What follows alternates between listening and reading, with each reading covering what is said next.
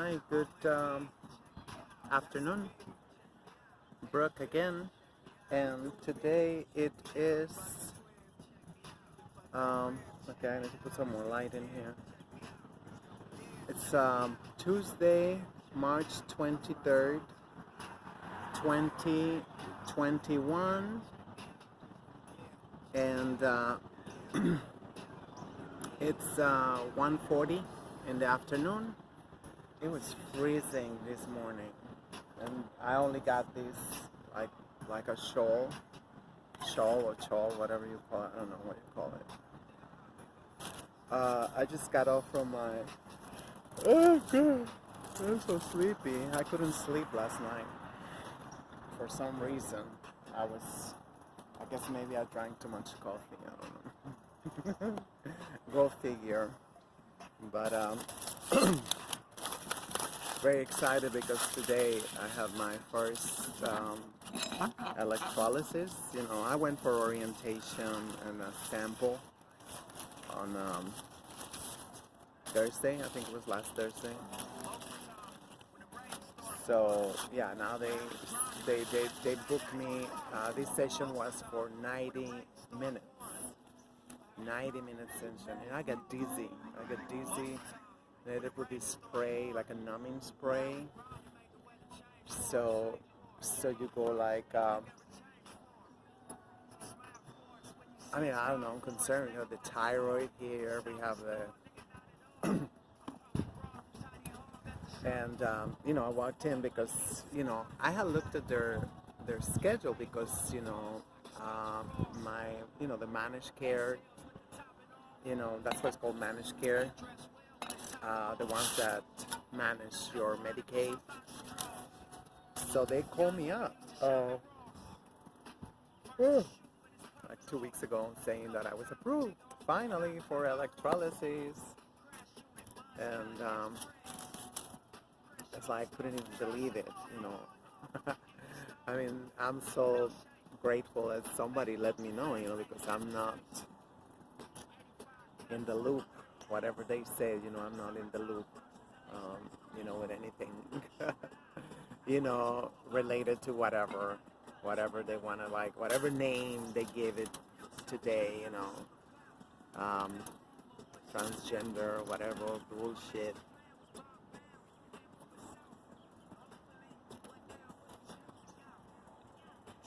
I didn't even believe it.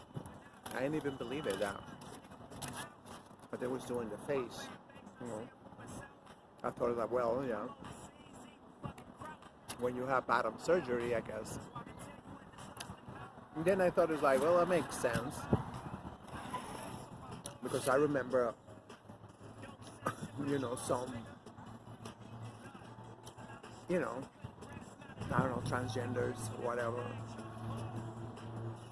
No, actually, it was not transgender, because I was, well, even so, because, you can align your entire body, to the feminine spirit, but it don't mean that your mind is aligned, and that's why I left. Yeah, that's one of the reasons why I left, because I saw, I mean, and it's something that, you cannot talk about it because, like, who the hell am I to say that? But I used to, hang out with a lot of faggots. So I kind of know a faggot when I see one. And it might be triple D's and, a beautiful vagina and whatnot. The same thing with, non-transsexuals.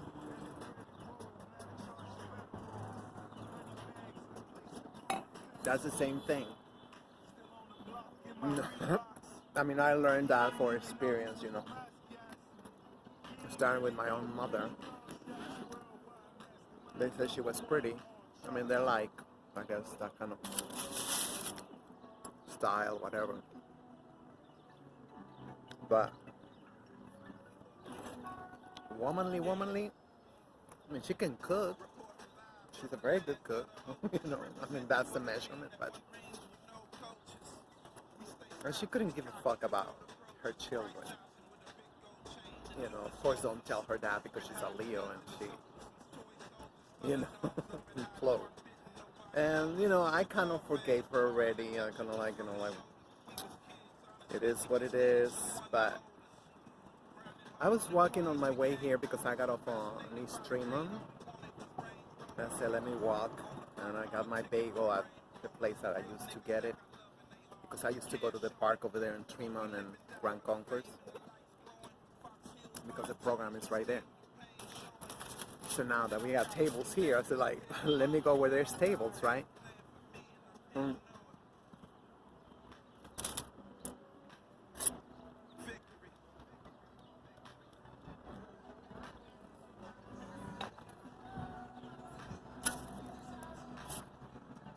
And so I was thinking because, you know, I was listening, you know, I think since yesterday I've been listening to Nipsey Hussle. I think next month is one of the anniversaries. It's the anniversary of his death. And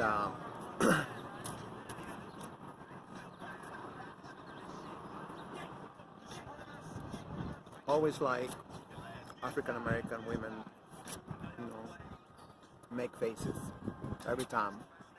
I love hip hop.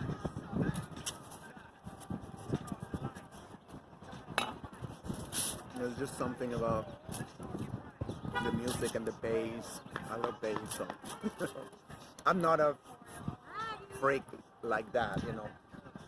Like some people are like, they got their car and all the windows.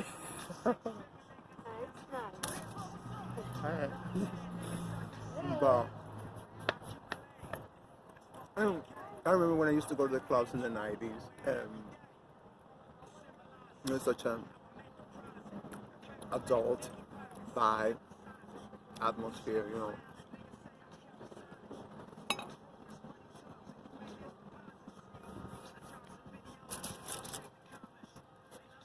I don't know, I'm not going to excuse myself why I like hip hop. But they always go like, And as much as, you know, I was thinking just as much as they really try to tell us that, you know, heterosexual black men was the devil.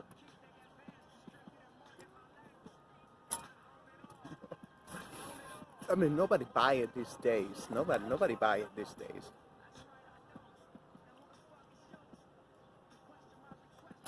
Wenchi, on the other hand, have had, I think, multi-million-dollar PR campaigns. Nobody like them.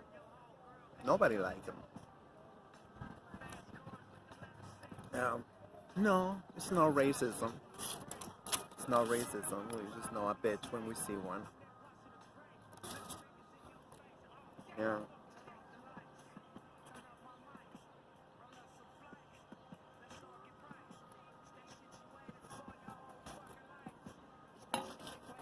And I was thinking,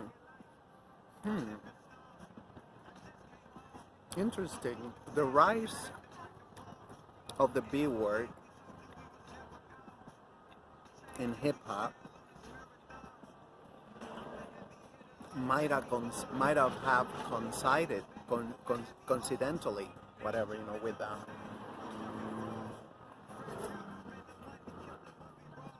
you know, with the so-called, you know, crack baby epidemic. And as much as,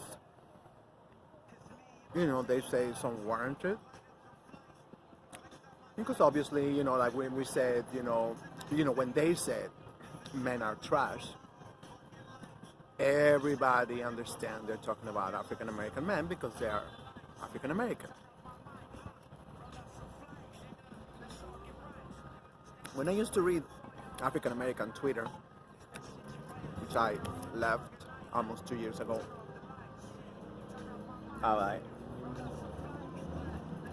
you know, I got into that argument because they defended, you know, like the hashtag, you know, men are trash, men ain't shit, men, no. Everything is like, You know, the typical pointing finger. Look, I got three fingers pointing at me. I think it's like such a stupid whatever, but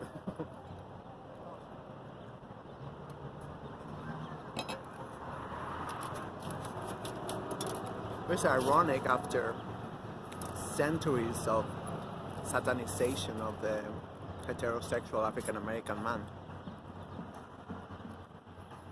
They are beloved. Come on. Don't be like, oh,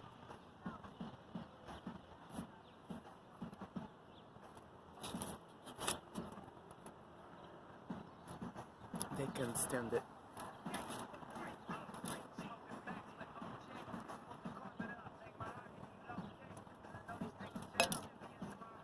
I used to like like Aretha Franklin. Mm. But then I saw that her most famous iconic song, she took it from an African American man. And I'm like, I don't think there's any video saying that, she's grateful or she but that became the soundtrack to feminism, you know.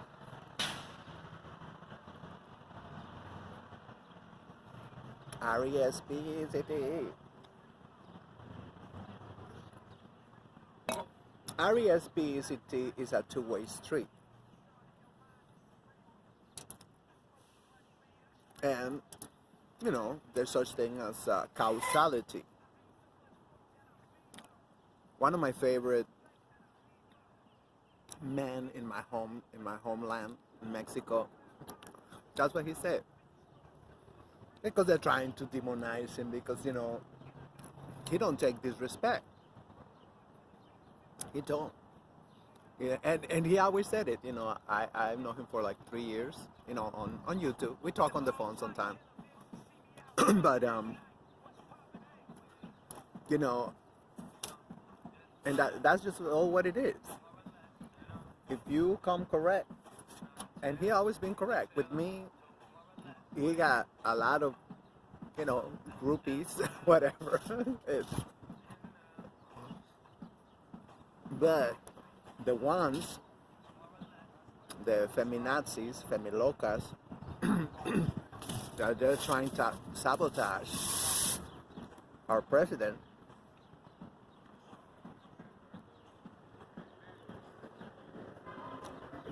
Yeah, you might say he's relentless.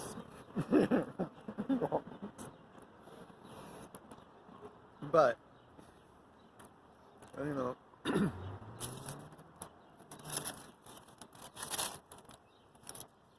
I don't have any arguments to defend these bitches because they are working for George Soros, and unfortunately they're in the Senate, they are in, like the Secretary of Government,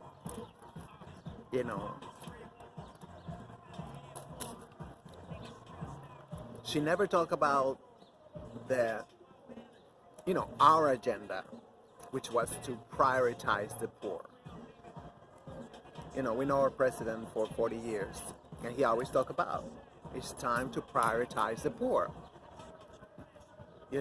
for the good of everybody, because if we prioritize them, crime will go down. They don't have to say yes when they knock on their door, the so-called cartels that Obama created with Operation Fast and Furious.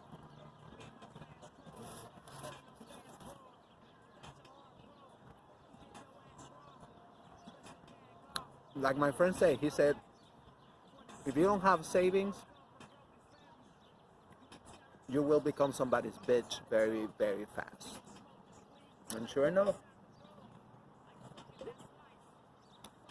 all his life he used to drive trailers, the big, humongous trailers that we see. And right now in Mexico, I don't want to start crying, but It's horrendous, horrendous. Their employers, just give them crystal meth, so and put them at the wheel. You gotta take this, you gotta take that. Horrendous accidents that happen. All in the name of freaking capitalism.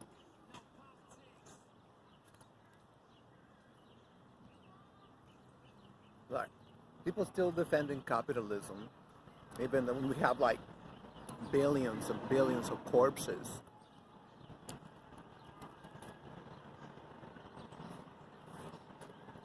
That is some kind of evil. Let's see if they come. Otherwise, I'm just littering. So the rise of the B word in hip hop.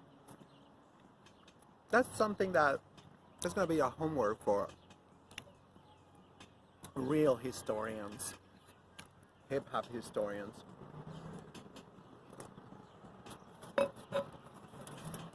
But I'm almost certain that it came out, oh, they left. Okay.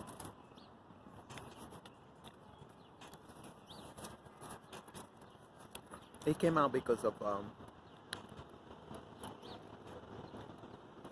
resentment, the whole thing, I mean, if you listen to Section 80, Kendrick Lamar, I mean, it's brutal.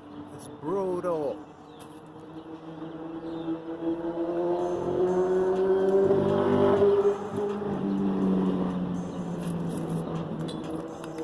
Some bitches, they got some nerve, who actually said that, that's unwarranted. No. These rappers, they said what they said for a reason. We did not listen to them. It was actually Maxine Waters who broke their CDs, from Tupac, from Two Live Crew. And now she's lying. She said that she always supported Tupac. But the only song that she knows is the one about, Dear Mama, dedicated to his crackhead mother. They still love her. Well, that's on him, if he still love her, but she fucked up. And she gotta be called out. This is call out culture. You gotta call them out.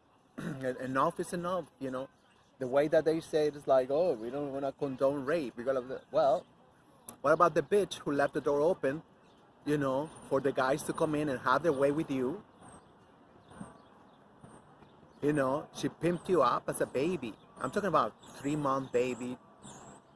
Who knows? 2-month babies. I mean, these bitches are like horrendous. Horrendous. This is why I'm having a mental crisis. This is like, every day I wake up and nothing is the same. Nothing is the same. Crackers have had a tremendous ally in African American women, and they gotta be exposed. I'm sorry, not sorry, but there is no effing way we can let it slide to the 21st century. We already did the first 2 decades. This bitch is smelling like roses. Victims of patriarchal oppression, according to them. Just look at this. Bedwenches. Nobody's seen them. These are the crackers, secret weapons. And if you don't vote for them, you're misogynist. You're a patriarchal, scumbag. Look at this. Little shop of horrors, little shop. This is horrors galore.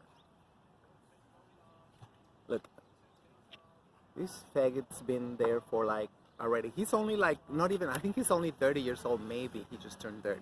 And he's been in office since he was like 20. Melissa Mark Viverito, that bitch that won't quit. Corrupt biatch. She was Speaker of the House here in New York State. She didn't do nothing for her people. Puerto Rico got even worse. It's like, I think of that, where are these bitches made of? You know, her people put her, you know, in office, and they was gonna make her mayor of New York City. Well, they woke up and they saw like,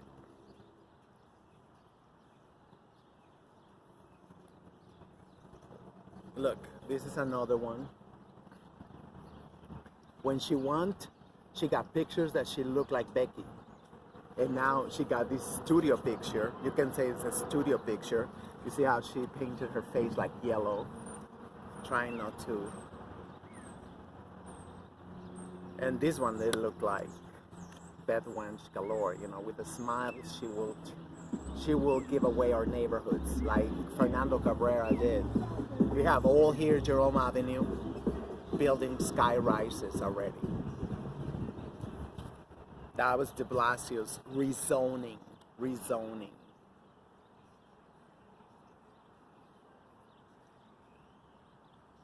Education activist, Becky. This one, Becky. What's that bitch running for? Education activist?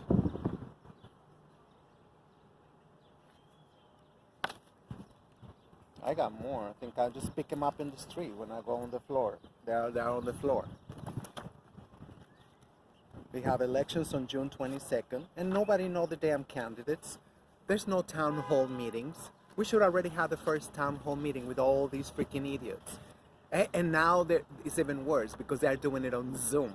And nobody even learned that there was a Zoom town hall meeting with these, you know, puppets of the crackers. I thought I had another one. I left it at home. I had, anyway, all these characters are popping out. And nobody I'll be outraged if you lived over here. There's people that was born here and they don't even know them. The same thing in my district. I'm District 10. All these characters, it's election time, and now they're like, they litter the streets with their bullshit. 'Cause that's all it is. It's garbage. It's so cute. You say, I gotta come. If the other ones don't wanna eat, it's on them. But I'm gonna eat by myself. Don't be like the gazelle. Oh, now the other one is coming. You say, oh, that bitch is not that evil. She just looked evil.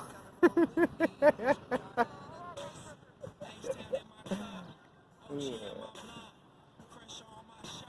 Look at these feathers. Look at those feathers, the color. They got these shiny. I call them beaky because they have a long beak.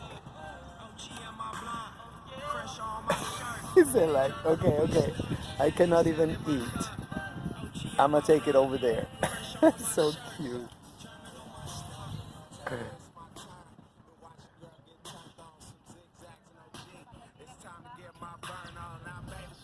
I say, what you got? He said, okay, you can have that one. I'll go get me another one. Uh-oh. Now they're territorial. The bigger birds. I never seen that. I always see them in together. But spring changes everybody, you know? It's mating season, so it's not the season to be effing around, you know?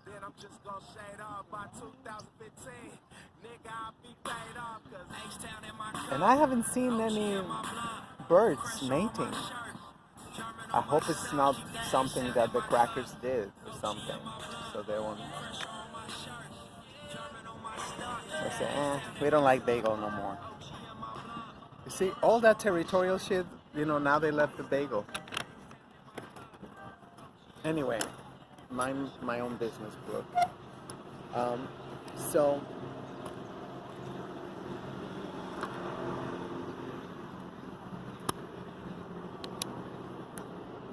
You see, you see, the writing has always been on the wall, but we do not read it.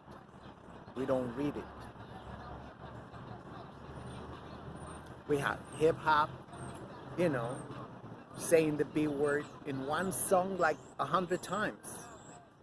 Bitch this, bitch that, bitch whatever. Oh no, but that is, you know. Yeah, I mean, I get it. I get it. The record producers, they won't promote your album unless you say at least 10, 50 times the B word and the N word, right? Yeah, they don't say, I mean, they talk about it. You know, if my song don't have the N word, then they won't distribute it. But that's, you know, the crackers. That's what you're gonna expect. You know, I guess you still expect them to grow a heart out of nowhere. Nope, 500 years over here, and they haven't grown a heart yet. So it's not gonna happen. So, you know, like I say, I went to the electrolysis, the bougie place. There's this studio on 57th Street. Everybody's so phony as hell. So the first time I went, it was in the evening. I went in the evening, and they had this Becky that, you know, she looked like she was dead already or something. She looked like, and now with the mask, she had a desk over here, the computer, the commuter, you know, the whatever for the phone calls, and she made her voice extra like high pitched. Like, hey, good evening, good evening. And you walk in the door, hey, good evening, yeah. Like you know, what the hell? Somebody else with me, you know how phony they are, you know, these people. So I go in the morning, and they have a wenchie at the front desk, and I think she was still being trained. She was like giving the last orders, whatever. So her voice was like, I almost started laughing in front of her because, like I said, like, you know, I never seen an African American woman so nice, ever. And she was like, hi, like just like the same pitch, just like the same, you know, like, and I was like looking at her like, yeah, all right, yeah, I have an 11 o'clock. And it's like, hey, no shade, no nothing, because her supervisor was right behind her. Okay, so I come out of my session. There was no supervisor no more, and that bitch was like, yeah, whatever. I'm not lying to you. I'm not lying. These bitches are so transparent. I mean, like, you know, I mean, if there's a cracker, they'll be like completely different. They're like, what happened to this? You know, like Dr. Umar Johnson always said, you know, they're like truth serum for African Americans. You put a cracker over there, like, and they start like, you're so funny, master. Yeah, master, I love you, master. Like, you know, like, the Chinese, like, forget about it. That's that, you know, mega coons, you know, so. I'm like, yeah, but that's what I say, needless to say, you know, if I'm playing this in the subway or in the street, they go like, why you like them? You're supposed to hate them. They're horrible. We lock them all up. We just, you know, incite them, make them really angry and drunk, and then we tell them that they ain't shit and, like, you know, whatever, until they get very angry, and they beat us up. We call the police, they lock them up, and I open my brothel in my apartment. I have a nice brothel in my apartment, but that's okay. But not with babies. You know, I'm not a prude. I'm not like whatever. You know, not with babies. That's where I draw the line. That's like, I'm an Aries, and my birthday is next month, so. So that's I need to get the hell out of here before I explode in the middle of the street and I start calling these bitches out with a megaphone.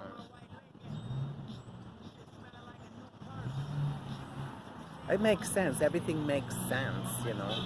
Everything makes sense now.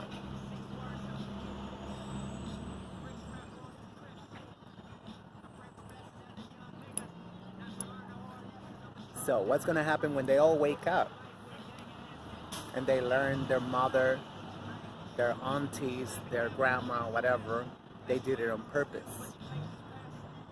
And they actually collected money when they were just tiny little babies, just to have, you know, I don't even know.